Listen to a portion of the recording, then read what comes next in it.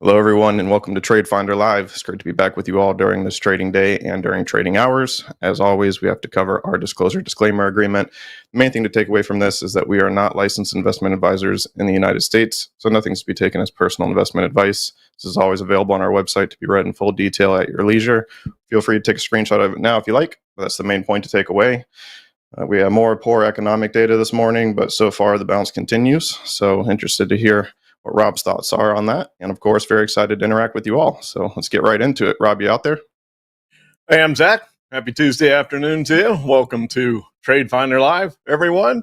Getting a little bit of a bounce this morning, as you mentioned, even on the back of poor economic news. And if you're wondering what that was, the PMI manufacturing numbers came out. We had some yesterday too, but still showing contraction below 50.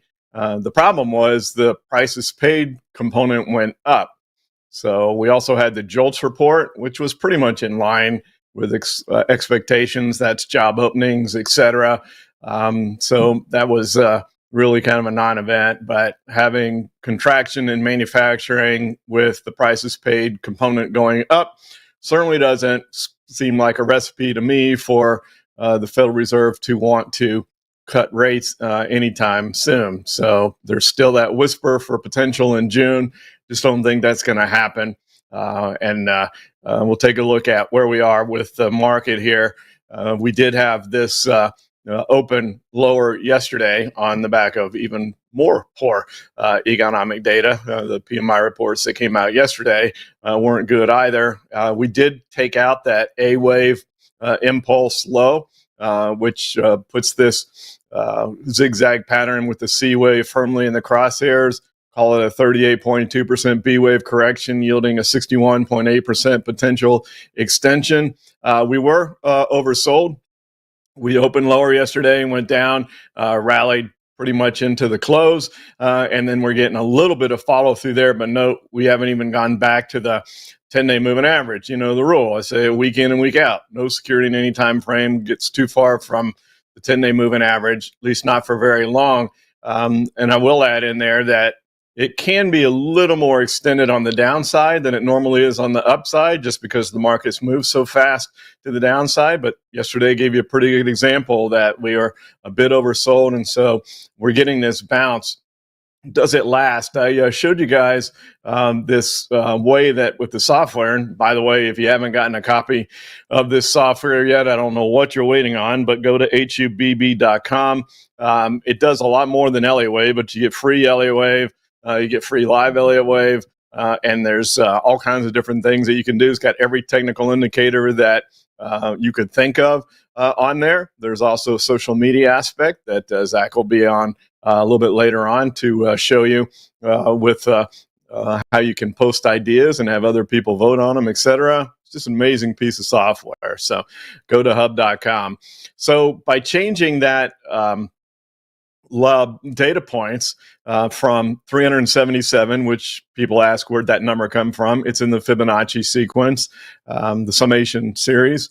And that's why I use it. I like to try to set as many things to Fibonacci levels as I can.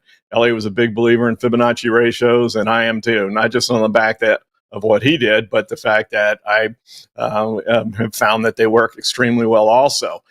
But by changing this to 100, basically what you're telling the algorithm to do is let's condense the view. Instead of looking at 377 days, let's just look at what's going on in the last 100 days. And that does give us a 5-wave pattern where we don't have one when we spread the data out. You can see that we're in a wave 3. I found that interesting.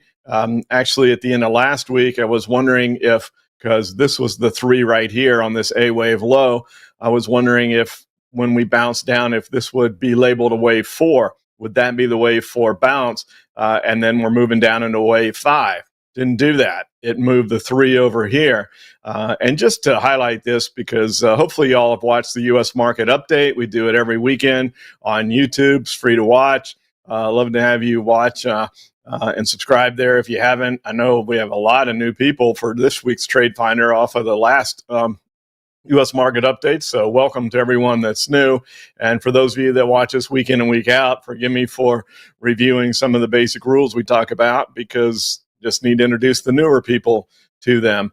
But going back and talking about thinking that this may relabel, I just wanted to highlight these are not my labels. People always say, well, I disagree with your labels. They're not mine. It's the algorithm. It's the Elliott Wave algorithm that's programmed in the software, just like Elliott wrote it. So all I'm doing is trying to interpret the charts the best I can, but it's not me that are creating these labels. It's the actual algorithm that's doing it.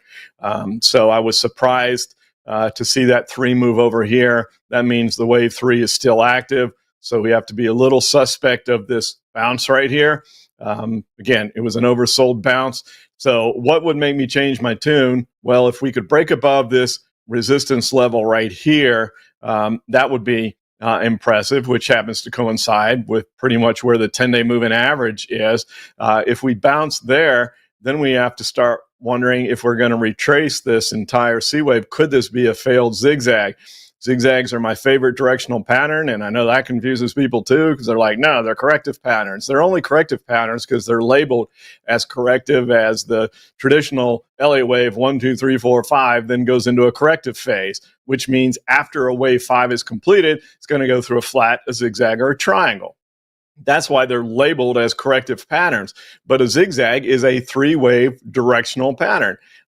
So just because it's called corrective doesn't mean that you can't find one in an impulsive wave. You can.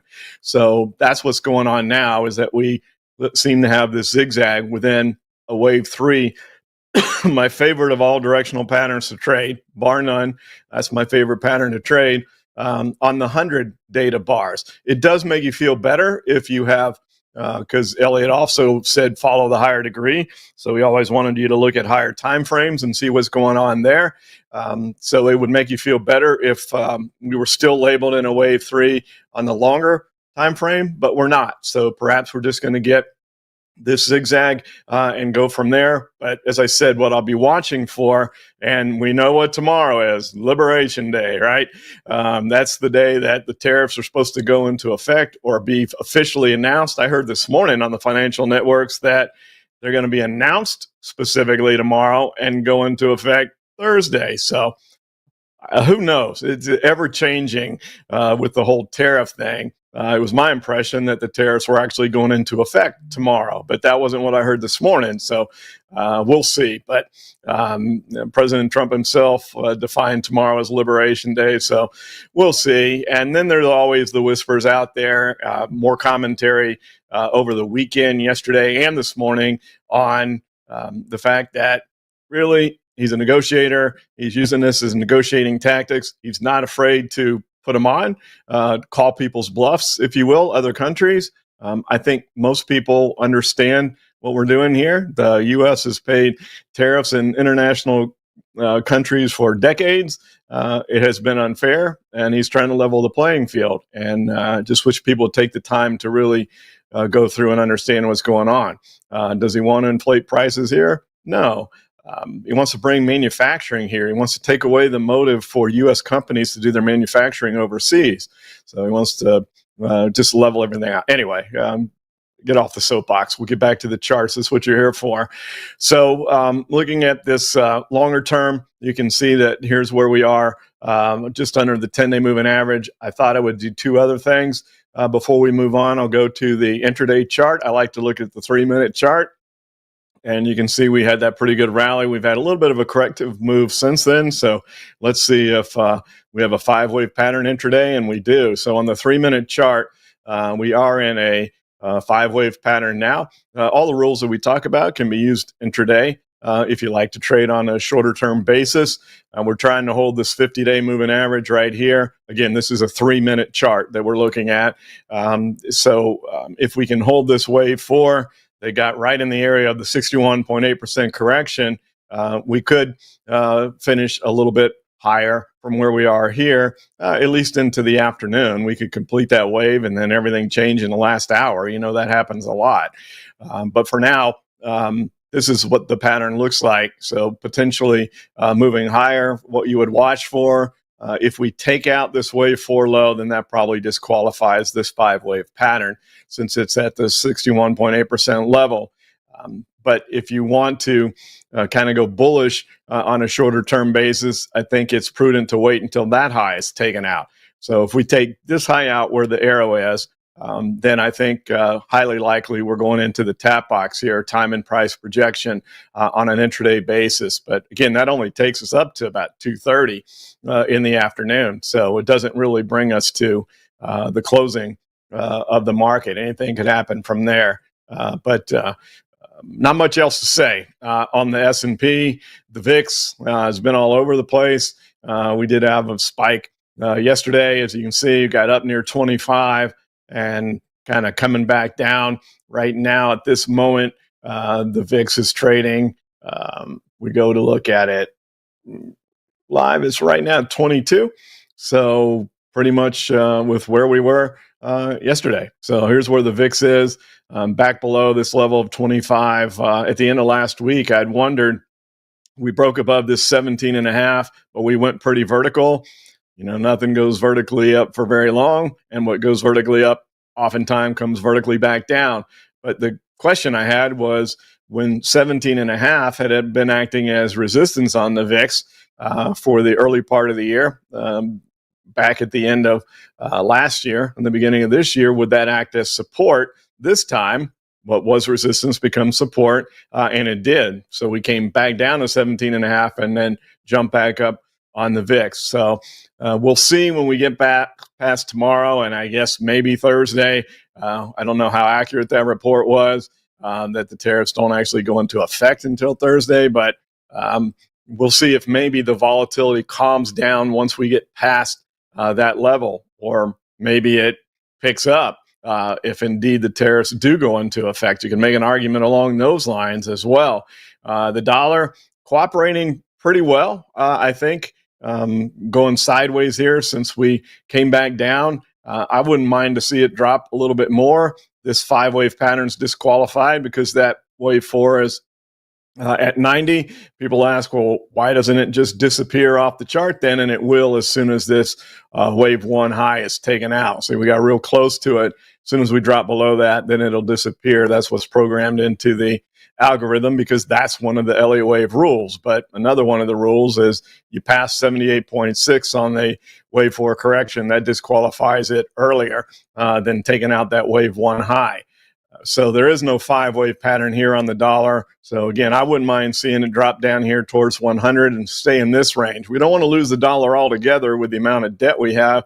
We still want other countries focusing on the dollar as the currency of last resort, but we don't want it so high up here that it's hurting earnings for international companies. We're a global economy, and they have to pay the exchange rate when the dollar is really strong, and that goes right to margins, right to the bottom line. So keep the dollar fairly strong, but not overly strong. Kind of the Goldilocks scenario for the dollar is what I'm looking for, the sweet spot, if you will. Let's go look at the Dow. These patterns are going to be all fairly similar on the S&P. And the Dow change a bit when we get to the Qs, but you can see that we've already broken back down below that 420 level on the Dow, so had a short-lived bounce there. Hopefully by now, those of you who have been watching notice that, hey, that looks like a zigzag there, and you'd be right. So the B wave corrects right towards 50%. We're down at a 38% extension. Now, the question is, do we get the full 100% extension now? Because that B wave went to near 50, you look for 100% extension. So we're looking for the C wave to come down here. That would be pretty rough on the Dow if that were to happen. This zigzag is still qualified. It's not confirmed. And it's important in the world of Elliott Wave to know the difference between a pattern that is qualified. That means it's possible for it to play out, or confirmed. When it's confirmed, that means it's likely to play out. So that's the terminology that you want to think about. And I know I get people on the YouTube market updates that are very intricate in labeling their Elliott Wave. I am not, don't claim to be a master Elliottician where I'm really concerned with getting down to the minute, minuet, sub-minutes, and et cetera, on labeling the Elliott Wave. That's not what I'm interested. What I'm interested in is using the rules and guidelines of Elliott Wave in trading. So we talk about at evotrader.com, we approach Elliott Wave from a trader's approach. So again, I'm not worried about labeling all these little tiny aspects in between there. I prefer doing what I showed you before on short-term stuff. And I did short-term trade on Friday, did a short-term trade yesterday because they were really easy. The market got overbought, oversold conditions, and the trades were pretty easy to see. But I like to look at the 3-minute chart just as I showed you, and then put the Elliott Wave on there. So this is the way I like to trade intraday. So here we are on the Dow. We don't have a 5-wave pattern on the 3-minute chart on the Dow. We just kind of ran up and went sideways. So we followed the rules here with the wave 4, or the wave 5, excuse me, going to 162%. That means we only get a 61.8% correction. We don't go back all the way to the previous 4, even though it looks like we did here, but we don't have to in that scenario. And then we've rallied back up, and we're having trouble with the highs from yesterday here on the DIA, at least on an intraday basis. So that's the way I like to look at things on a shorter term basis, following the same basic Elliott Wave rules and guidelines, just on a shorter time frame, rather than trying to dissect these smaller moves in between the waves. So that's where we are right now at that 420 level. The last comment that I wanted to make here when I was talking about qualified versus confirmed, because this A wave impulse hasn't been taken out yet, this is just a qualified zigzag. It's not confirmed that this zigzag will play out yet. So what you like to do, and I always talk about being aggressive or conservative. We all know what our own risk tolerances are, or hopefully you do, because they're not all the same. Everybody's different, and you want to trade within your own risk tolerance guidelines. So if you're very aggressive, when you see this B wave label at an area where it could hold and then reverse, you can put on a trade that would be considered aggressive because that zigzag's not confirmed yet. If you're a bit more conservative, you wait for this A wave to be taken out, then you trade the C wave extension, in this case to the downside. So again, I like to try to differentiate between risk tolerances and prudency on entering position. So here's the Qs. We're holding on at that low yesterday at the last bastion of fib support, 78.6. I kind of feel like this pattern is going to end up being relabeled unless, I don't know, maybe something bullishly unexpected happens tomorrow, and President Trump announces a whole bunch of agreements with other countries and gets some concessions that he wants, and tariffs aren't going to happen. That could spur all of this movement back to the upside. But short of that, I don't see how this wave 5 plays out, especially when the economic data weakening economically, but not falling apart, and inflation staying stubborn. Again, I'm off the word sticky because the media uses it too much. But we had this little bit of a ascending triangle, false breakout to the upside, move lower, a little bit oversold still on the Qs, even with yesterday and today. So the Qs are lagging a bit. But if you want to be long the Qs, I don't think you can do anything until we break back above 500. Otherwise, that's super aggressive. And even an aggressive person wouldn't want to try to enter a long position when you're below the 10-day moving average. That's just a flat out guess. That's not even just considering being aggressive or speculative. So the potential is to come down to 450. We did get awfully close to that on yesterday's low.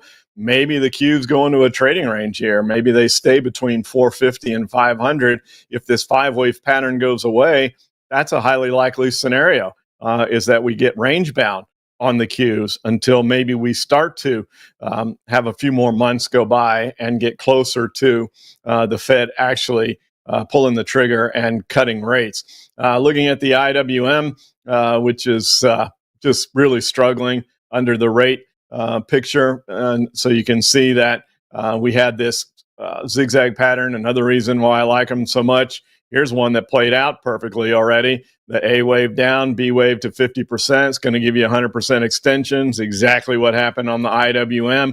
We've had a little bit of a bounce. And once again, being curious to see how the labeling would go, taking out these lows from a couple of weeks ago in March, we moved that wave 3 over. So once again, not enough of a bounce to create a wave 4. So we're still in. The wave 3 is still active, which is kind of like, yikes, where are we going?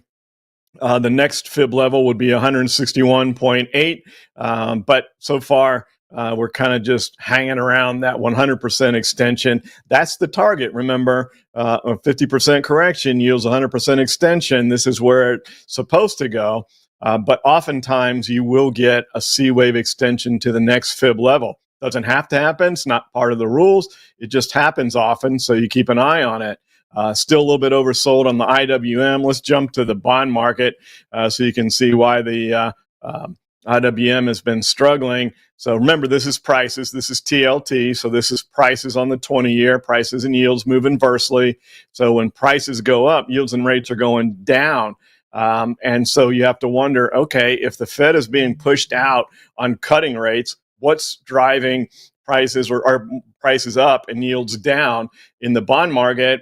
And Rick Santelli, who's one of the guys that I listen to with bonds and treasuries, was hinting yesterday that he thought this was rotation, money running into the bond market to hide.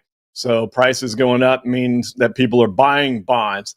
Well, why are they going to buy bonds right now? That could be because they're a little concerned with where equities are. Money runs to hide in the bond market when the equities market is struggling, as it has been. So we had this triangle. We broke out. We're back testing the point of the triangle. We closed right on it yesterday, but we're continuing that a little bit to the upside now. And again, I think that bid in the bond market is because the economic data, although weakening, doesn't seem to produce anything, at least if you believe what the Fed has been saying, that's going to get them off their pausing mode and actually actively considering cutting rates. Just don't see where the scenario is for that right now. And without it, money's hiding in the bond market. We're even getting a little bit of a tick down on the real shorter end. So people are coming in there. Here's the 10-year. It's going to be the opposite because the 10-year, the TNX shows the rates on the 10-year. So this is going to go down like TLT is prices. So that goes up. Yields and rates are going to go down. So that's where you can see this movement lower. We do have a 5-wave pattern here. This has been a little bit concerning because that wave 4 is right at the 61.8% level. We were starting to move up in rates. We don't want to see this. We don't want to see rates take off and go to the upside. So honestly, money moving into the bond market and driving yields and rates down is helpful. And I'm sure the Fed is happy about that because this is a nightmare scenario. If rates take off back to the upside with the economy weakening, that's where that S word comes in, stagflation. It was whispered for a while, and then people kind of said, no, it doesn't look like we're going to have that. And that's because rates have ticked down. So that's quelched that speech a little bit about the potential for stagflation. But until we take out this wave 4 low here, we still have to respect that could happen. Not saying that it's likely to happen, but it's a possibility. And then the longer we go sideways through here, in my opinion, the greater chance we have that rates go back up to the upside. So again, not the scenario we want. That's a very difficult market. The Fed has data. They know how to get out of it from back in the 70s, but it's rough. They actually have to raise rates into a weakening economy. And that puts a really tough position with the equities markets and usually see a pretty significant downward move. We're not there yet. We're not even close to that. I'm just discussing possibilities that could occur if we see rates continue to the upside. So we don't want to see that. Let's jump to cryptos before I go over to the metals and energy. You can see that we're getting a little bit of a bounce in cryptos today. That's important because we have this pretty well-formed 5-wave pattern here. And I know if you're new, I get it. I know they trade 24/7, but they also have a calendar rollover so that you get a print for when you're looking at daily software programs like we are right now. So you can get where the bars were technically on a calendar day, even though they're still actively trading. And this is the live price, by the way, even though it's a daily chart on crypto. So we're back above the 10-day moving average on Bitcoin. That's good. This ascending triangle pattern could have brought us down to 75,000. That's still a possibility, but at least a little bit of relief today over concern over the past few days that we might be breaking to the downside out of this triangle. Remember, an ascending triangle does not necessarily mean an upside breakout. Any triangle, ascending, descending, or symmetrical, can break either direction. So this is not hinting at an upside breakout. But hopefully this, if you're long cryptos, hopefully this was a false downward breakout and that the actual breakout moves to the upside. That happens a lot, head fakes. That's why we're always looking for confirmation days and follow-through days.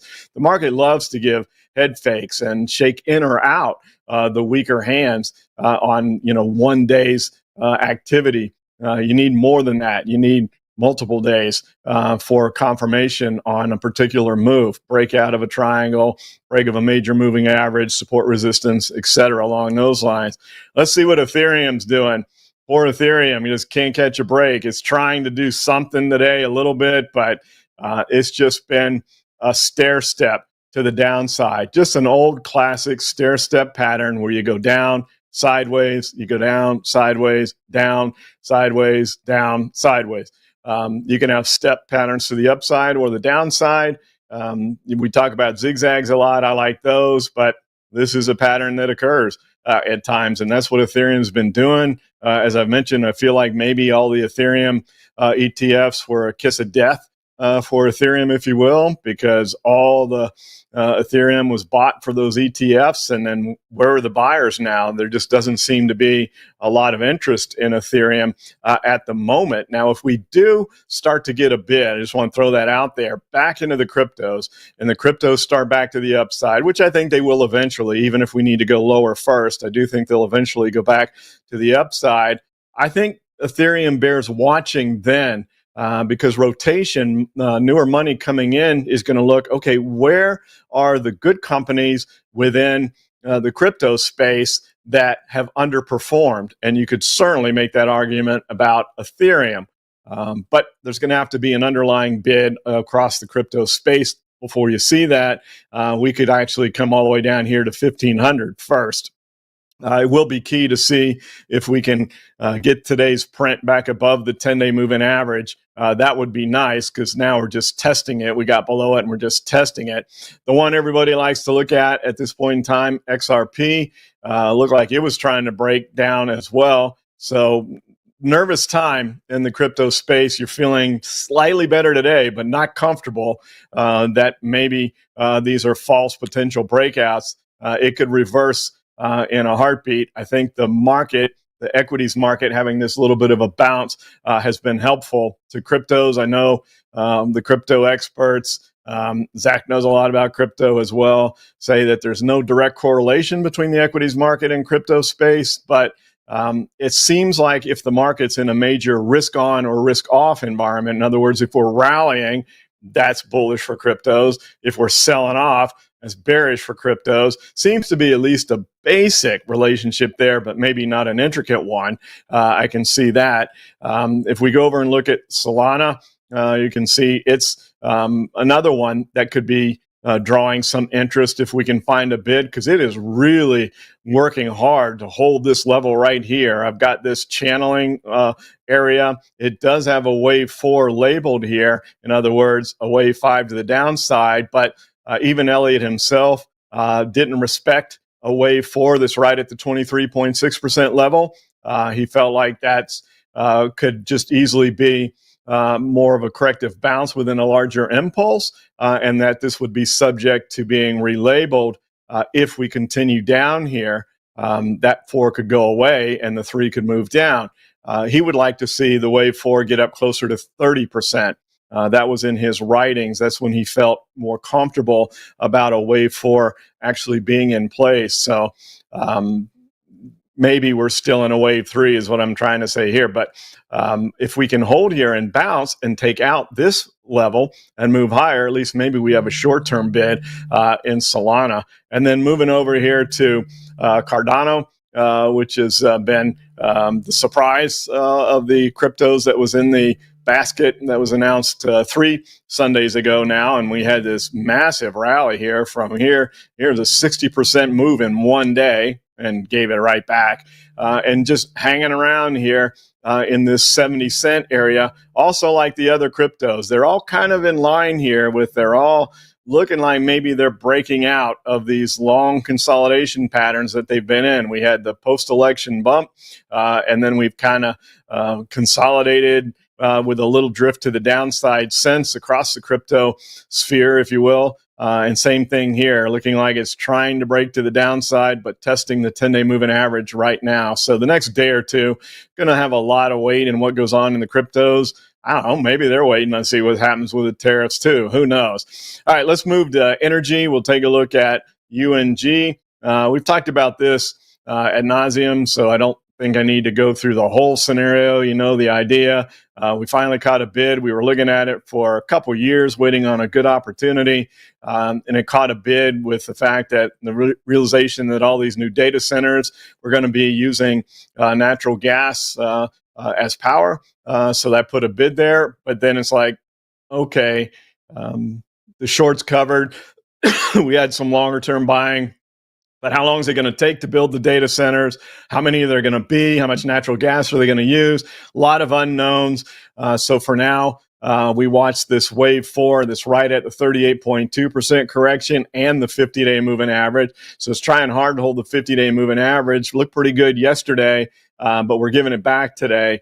So we want to see if this fib level here and the 50-day moving average can hold. It is a logical place to get a potential renewed run here, renewed impulse, the 5 wave of this pattern with this area being right at the 50-day moving average and the 38.2% fib level. But we need to watch the next day or two. Are we going to test it once again? We held it for 3 to 4 days here, and maybe we are.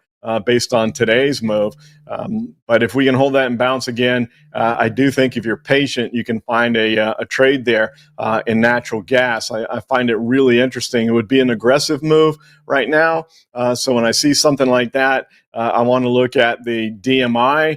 And I mean, this could actually be an aggressive case study consideration for the day, but you can see there's no confirmation from the DMI. In fact, the ADX is just going down. Well, that's good that there's no strength in this corrective move in the wave 4, but we're just, I call it the snaking effect when the 2 directional indicators keep crossing back and forth, whipsawing, if you will. Kind of looks like the pattern a snake makes through the sand. So no confirmation there. Otherwise, that would be very interesting. So I still think you need to be on pause there. We had a bid under oil yesterday. And we're kind of pausing a little bit today. As you can see on the high yesterday, we got little separation there from the 10-day moving average. So kind of going sideways. Plus, we're at an area of potential, at least short-term resistance here at 77.5. And that's where we kind of bumped our head with yesterday's high and today's trade.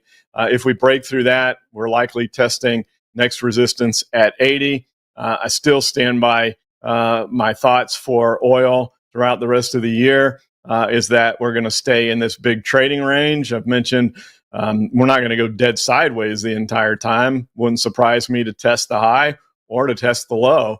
I just would be surprised if we move meaningfully above 80, especially now with the economy weakening. I don't see that. I mean, OPEC is very careful. They don't want prices to go too high in an area where demand goes away. They drive more people to electric vehicles, et cetera. They don't want that.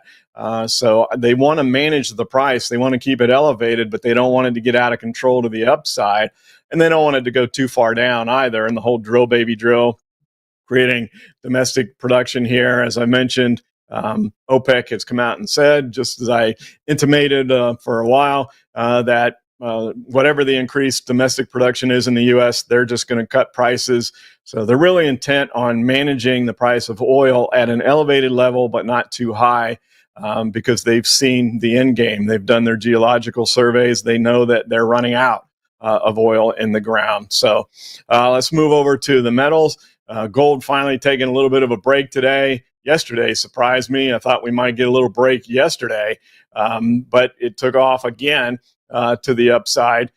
You can see here we had this B wave right at 38.2%, which gives you the 61.8% extension. So that's exactly where we were on Friday.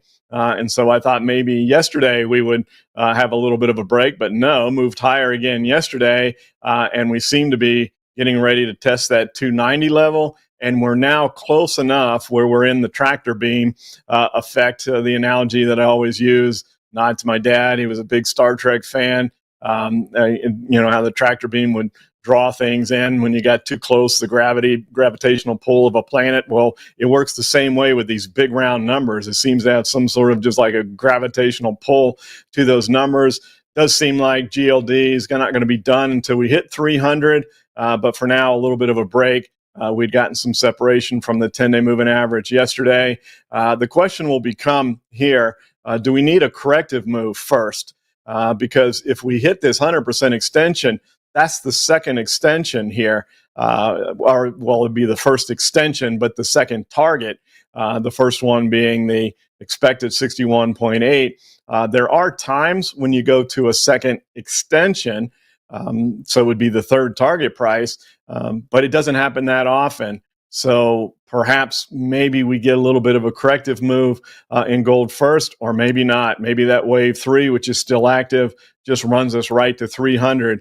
Silver looked like it was trying to play catch up, and then it just kind of fizzled out. So we had a couple nice days there. Looked like we're off and running. We're going to catch up, but then we backed off a bit.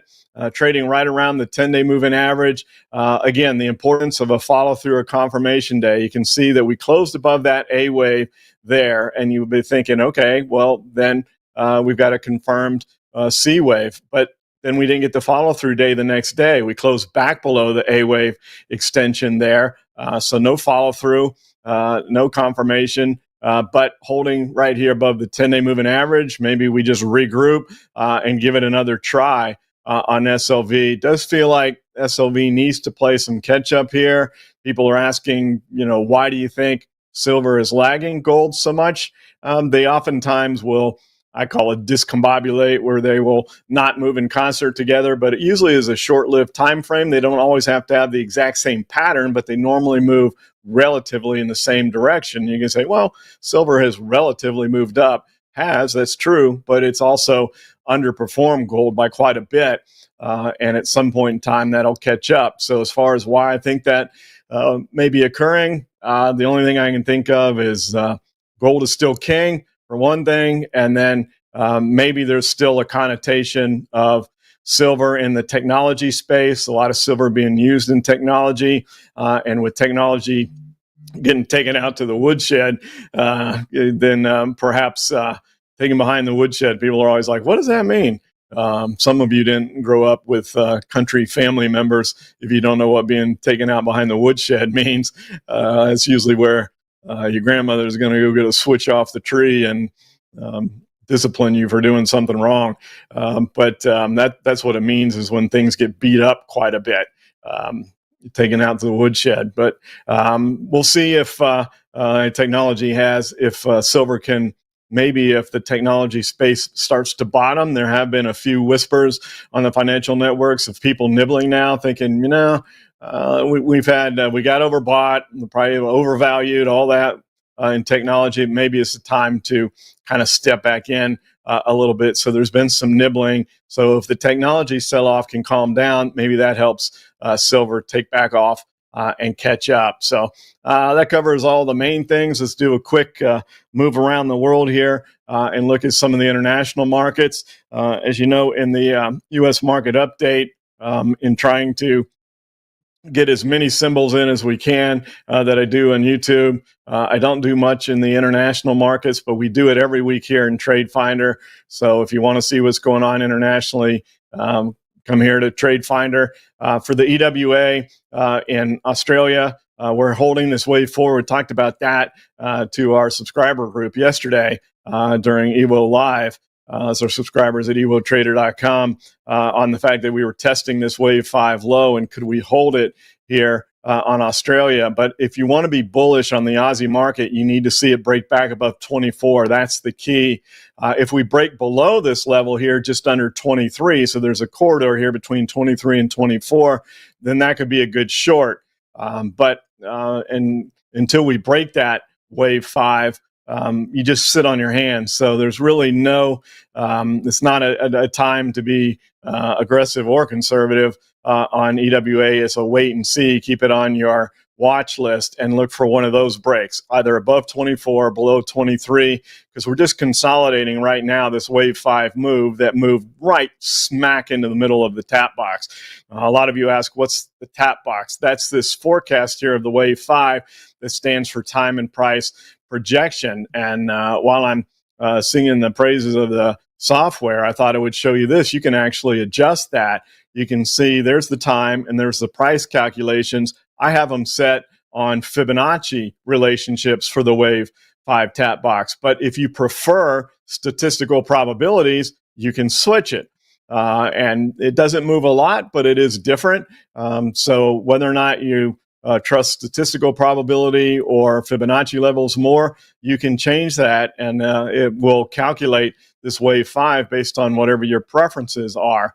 But in this case, you can see right to the middle of the tap box. I'm personally, as I mentioned at the beginning, like to keep as much on Fibonacci levels as we can. Let's take a look at Canada, which was starting to break down yesterday. It's been amazing to me and a lot of market pundits on the financial networks of why has Canada held in there so well with all the rhetoric that's been going on, the tariffs coming likely tomorrow or the next day, and all the back and forth, 51st state, all that commentary. You would have really thought that Canada would have broken down. Now, it isn't a qualified wave 5 pattern, and the wave 4 is solid here, so it feels like that bounce is over. So maybe we are going to start heading down now in a wave 5. But remember, that doesn't become confirmed until we violate this wave 3 low. So for now, we're just still in this trading range, even though the algorithm is trying to label an impulsive pattern. But it looks like kind of sideways at this point in time. If we can break this low here at 40, we still have that support down at 39. So we got some work to do before you'd feel comfortable shorting the Canadian market. But we have all three major moving averages, the 10, 30, and 50, all at the exact same spot, right where Canada's trading right now.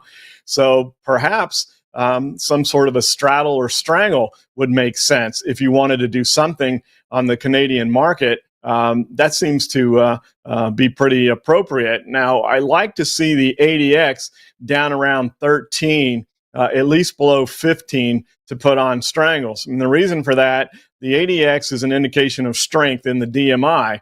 If the ADX is moving up, it's telling you that that trending move is gaining strength. And it doesn't pick a direction. The two directional indicators do that. It just measures strength. So the opposite is true as well. When the ADX is very low, it indicates trendless movement. And the lower the ADX goes, the nearer you are to breaking out into a directional breakout move. So I like to add the low ADX in when I'm looking at potential strangle candidates. I'd like to see that ADX a little lower. So what that means to me is if the ADX is still above 15, that we could have some more sideways movement in store. So that makes me a little more nervous on putting on a strangle because you're buying a call, you're buying a put, time decay is the enemy. So I use the ADX to lessen the amount of time before the breakout. So you are subject to a lesser amount of time decay. But when the ADX isn't that low, and I just want to be clear here, the ADX does not have to be low in order to for a stock to break out. Stocks break out all the time without a low ADX. It's just a little added thing I like to put into the mix when I'm looking for strangle. So here's Germany, the EWG. Finally, a little bit of a pullback. Needed that from the move. Now it's trying to hold this wave forward. We're getting a little bit of a bid today back across the pond. They're aggressively cutting rates over there. Speculation that they may cut again at the next meeting. Probably keeps a bid underneath there. We had this big heck of a wave 3 run. So just a standard test of the 50-day moving average at a decent wave 4 low. But if you want to go long here, let's let it get back above the 10-day moving average first. And then perhaps from that point, it can move higher. Maybe some of the tariff stuff is affecting that as well. But again, it was due for a correction. So I don't know that played into that move at all. India, which been in the news a lot lately. We had this breakout move. I've highlighted this, that we had a pretty vertical wave 4. You don't often see a wave 4 corrective move that vertical, but it was aided by the fact that we had a symmetrical triangle, and you can get vertical breakouts from symmetrical triangles. 3 primary ways they break out. That's one of them. And so we got a bit overbought, a little too vertical, but we also labeled the wave 4 there at an area right around a 50% correction, which could hold. So maybe we're looking for a wave 5 down on INDA. I think you need to watch that. Perhaps we get a little support here at the 50-day moving average. If we break that, I would say we're probably likely coming down to the point of this triangle, because when triangles break out, they come back and test the point of the triangle. We don't always know when, sometimes sooner rather than later. But if it doesn't hold the 50-day moving average, then I think we look there. So you could be looking for a potential another short entry on the INDA, but not right now. You want to keep an eye on it first. And then China, which obviously will be affected by all the tariff stuff, hanging in there pretty well. Chart looks pretty similar to the EWG chart, which is interesting. Big wave 3 here, break out of the triangle, back tested the point, creating a wave 4 above the 50-day moving average, right around the 50% as well. So this chart, along with the chart of the EWG, almost identical, which is really quite interesting. All right, Zach, I've rambled on a while. I want to get a few questions in, and then we'll do our case study for today. Yep, sounds great, Rob. Let's get right into it. We got tons of great questions per usual. First one's going to be GOOG, G-O-O-G for Alexandru. Yeah, and I've mentioned this numerous times for those of you that have watched me over the years. Google's my number one favorite stock to trade within Elliott Wave. It just works with Elliott Wave to a T. Very liquid, obviously. The more liquid an issue is, the better Elliott Wave works. And I've done more Elliott Wave trades on Google than any other single stock, and had amazing success with it. Rarely wrong. But no 5-wave pattern right now on Google. The problem with Google right now is the fact that it has so much regulatory stuff going on, wanting to break them up, etc. And that just, I think, is creating some uncertainty here in the stock, which is why it hasn't caught a bid. Looked like maybe it tried really hard to hold this support line right here, where you can see we had this small triangle. We got the breakout, came back, tested the point of the breakout, ran up, ran into resistance again at that big round number of 200, tried to go on another run, couldn't do it. And then all that talk of breaking Google up and everything started to happen, and it just fell apart. And when he didn't hold this area, which I think is important, closing below it on Friday, but everything was down Friday, bounced a little bit back, but we're not even back to the 10-day moving average yet. So if you want to go long Google, we got to get back above this level here.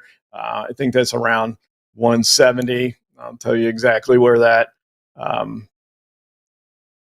165, excuse me. So right around 165, you need to see Google back above that if you want to go long. Now, if you're looking for a short entry, an aggressive move could be to short Google right now because we broke down. We're bouncing back up to the 10-day moving average, and there's nothing to stop it from testing this wave 5 low underneath 150. So you could have about a 8-9 point move there. Understand that it may bounce a little more. It could likely come test this. So once again, aggressive versus conservative.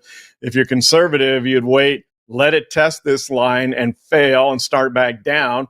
And if it does, then you could short Google down here, not to this level, 61.8% level. If you're really aggressive, you could say, all right, I can handle it if it goes against me a few points here. But it could just stay sideways here, let the 10-day moving average catch up and then go down. So it's looking more like a short entry than a long, but all that changes if it can get back here and close above 165 with a follow-through day. But for now, just looks like nobody wants to go near Google for fear of more of that chatter going on. All right, sorry, I'll try to stop talking so long so we can get to more symbols. No worries. We'll follow that up with ITB.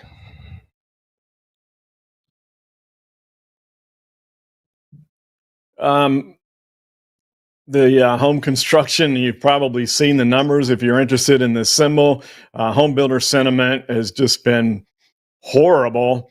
And this always works this way, right? In the home building market, they build when things are good.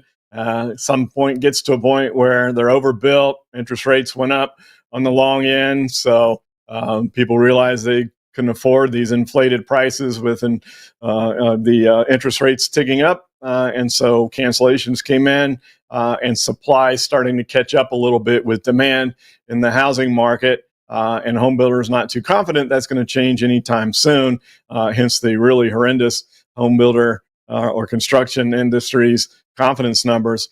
But as far as the technicals of the chart, we are near a bottom, it would seem. We're in the tap box here. 70% correction on the wave 5, which is pretty good, with a wave 4 at 43%. So maybe we're starting to go through a little bit of a bottoming process here. But we've got to hold this 95 level, and being below the 10-day moving average is a little bit disconcerting. So if we can get back above the 10-day moving average, and more specifically back above 100, I think if you wanted to go long here, if you're looking for trying to find a bottom, I think there'll be plenty of move for this to run. I would wait a little bit. Because if we do close here, we have a doji, but we've got plenty of time before now and the market closes. Anything could happen tomorrow. Maybe that could signal that we are at a bottom with all this consolidation down here in a doji. Maybe that could put a little bit of a bid back underneath it. With rates coming down, that would be interesting to see if we get a renewed bid here. Obviously been beaten up a lot, but your key level is right here at 95. So if you're like, well, I really do want to go speculatively long, it's not the worst security to do it on because your risk is so small. If you break below 95, you're out. So that's your stop loss right here. So if you wanted to be real aggressive and wait for and try to catch a bounce, you could do that now. If you're more conservative, you want to let it get back above 100. But again, if it breaks below 95 and you're long now, you're out. But I wouldn't feel comfortable on a short position here either with this type of consolidation. That could change tomorrow if we hold this doji into the close. We could renew a downward move or we could bounce. So that's not much else to say on that one. Zack, go to the next one. We have Manuel, NAK, upper level triangle digestion. Let's take a look. In the mineral space, when last time we looked at this, talked about how it had gapped up, gotten overbought. This is what happens. This is why the rules. It's either going to back up or go sideways and let the 10-day moving average catch up. This happens every time you get too far from the 10-day moving average. So exactly what's been going on. And if you're bullish, you would feel comfortable that it didn't give more back. It was a little backing and filling, a little bit of downward moves, but sideways. That's what backing and filling is, which is a more bullish scenario of correcting an overbought condition from the 10-day moving average. But as you mentioned, we are forming a triangle here.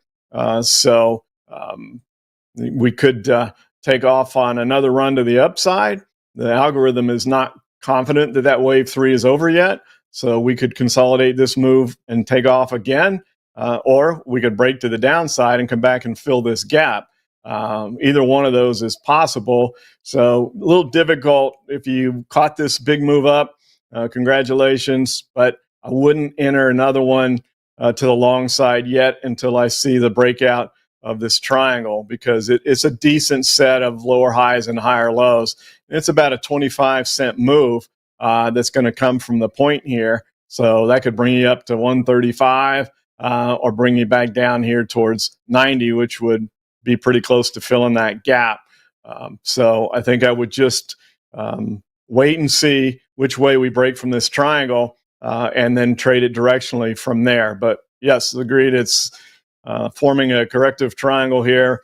Nice consolidation, honestly, following that big move up that it didn't give more back. Thanks, Rob. A couple of symbols from IRV85. First one's going to be good old AMD. Yeah, I figured that was coming again.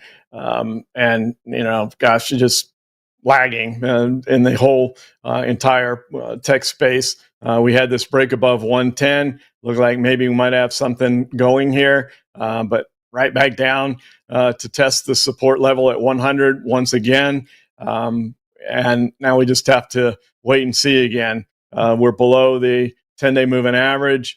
And if we break below 100, almost a Katie bar the door, but we're going quite a bit lower. If we can't hold 100 here on AMD, probably at least to 85 would be the move. But we're not there yet. It's just testing the support again. We bounced up, ran into a little bit of congestion at that wave 3 low from back in January. So that held.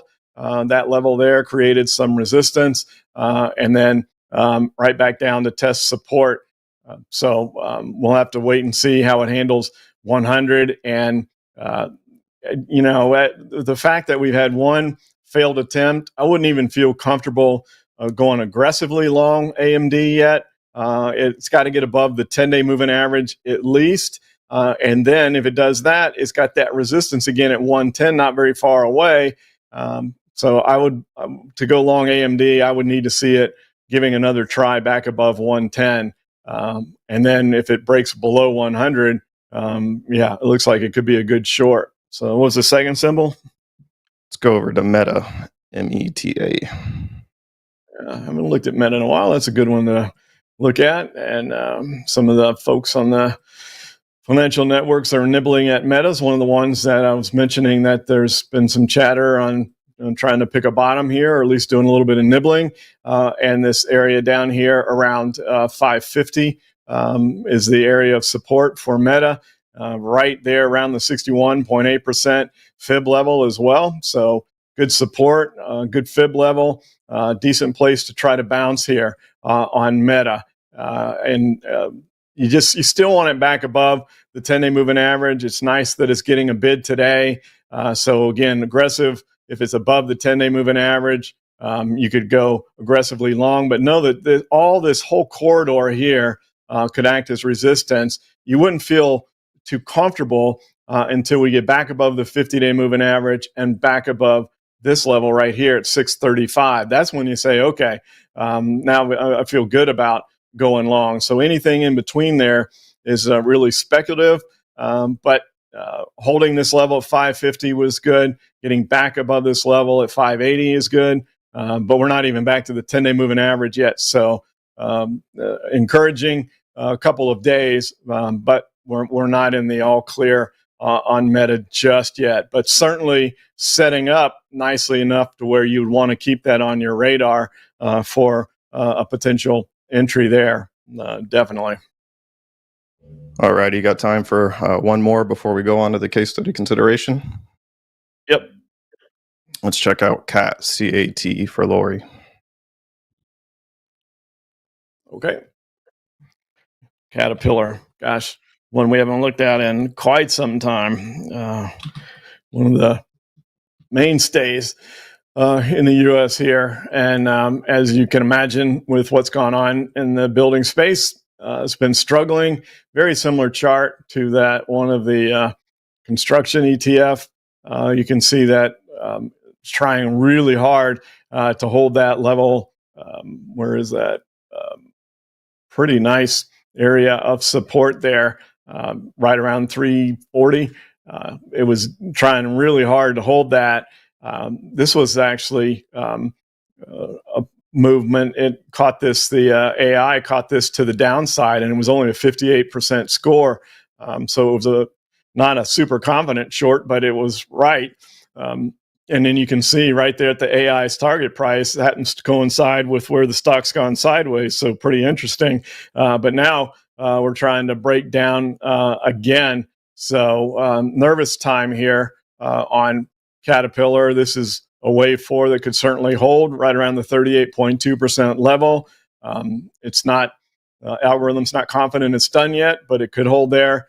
And right now we're testing the wave 3 low. This looks like something that could go lower right now rather than bounce up. If you wanted to go long this, you got to get back above this congestion area here. What was it, 335? And then the 50-day moving average is not far away with some more resistance at 350. So I don't think you could feel good about going long Caterpillar until you're back above 350. And if you're looking for a short, it seems to be a potential short move, but you would want to see it break below where it is right now, because it's got support right here where we are at 325. So you've got a corridor here between 325 and 350 on Caterpillar. But if it doesn't hold this level, then boom, there is a Katie bar the door scenario. Zach, we got one in, but it's got to do it first. I mean, it's trying to hold this level, it's testing it, and it held back last summer, and perhaps it holds again here. But you need a little more information. Keep Caterpillar on your watch list, but you need to see a directional move between this 325 and 350 level. And if it looks like we're going to hold here at 325, then you could even set up some sort of a slightly out of the money butterfly or something to catch this move back up towards resistance, which is probably where it's going to go. If it holds 325, just like it did back here in March, another repeat of that could be an interesting trade there on Caterpillar. But yeah, right between 325 and 350 is the key levels to watch right now. Alrighty, well, let's see, we're a couple minutes past the hour, so if you want to head over to the case study consideration, we can do that. Yeah, and unfortunately, we're going to do another post and not an idea. There's just nothing that falls within the scope of an idea yet that follows enough of the rules. We've been really close, but the way this works, and you'll explain it better than I do, Zach, is posts versus ideas. So what we're going to look at is natural gas again, and going to look for a renewed bounce up in natural gas here as long as it holds 20. So 20 would be the stop, but as long as it holds 20, we're looking for a continued move here. So just seems to be one of the better places to try to look for something. But again, when I showed the DMI, it's not confirming that. That's what's keeping it from being an idea versus a post. So I'll let you take it from there, Zach. You explain it better than I do. Alrighty, sounds great. We'll head over to the platform now. You can see a menu view, jumping off point of everything that the platform has to offer. As Rob mentioned, this is just going to be a post when compared to an official idea. An actual idea can be equated to like paper trading. You'll have all of the real-time data as if there was actually real risk or capital on the line, but it's obviously like paper trading. It's there's no real capital for the idea, but again, all the data is going to be real time. In the scenario where the criteria is not fulfilled for it to be an official idea, we do a post in its place, as Rob mentioned, and this will be something we continue to monitor. And if Rob sees what he likes within the next couple days for UNG, then you might see it come out as an official idea. But we'll make this pretty here shortly and have it posted on the platform for everyone to interact in or interact with. And as I've said many times, whether you agree or disagree, we encourage all of your comments with supporting evidence, opposing opinions, what makes markets. And if everyone agreed, there'd be no transactions or trades to be taken. So I think I'll pass back over to you, Rob. I see we're a few minutes after the hour, so we'll let everyone get back to their trading day. Yep. Just trying to figure out what's going on with the Quotron machine, but I guess it's just going through a random check. I did think we sign off because have had some movement since we started.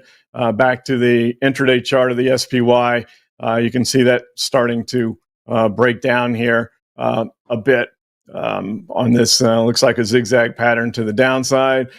So we'll see where we close today. That's going to be key based on the bounce yesterday. Was that just a reflex bounce?